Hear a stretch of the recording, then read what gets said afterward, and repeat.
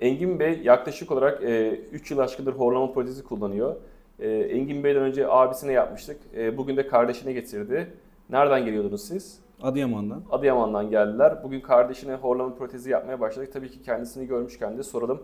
Protezden önce ne gibi sıkıntıları vardı? Horlama protezden sonra neler değişti? Yani protezden önce baya bir horlamamız vardı. Nefes kesintileri oluyordu geceleri. Sabahları yorgun uyanıyorduk.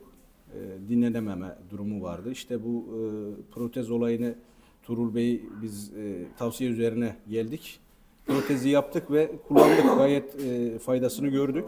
Şu an iyi durumdayım. Yani kullanmasam bile rahat yatıyorum. Rahat Evet. uyuyabiliyorum. Peki sizce horlama protezini kullanmak zor mu? Yo, gayet alıştım ben yani ağzıma taktığım zaman sanki hiç yokmuş gibi Evet. rahat yatıyorum. Baya bir yani sıkıntı vermiyor bana. Güzel. O zaman teşekkür ediyoruz yorumunuz için. Ben de teşekkür ederim Sağ hocam. olun.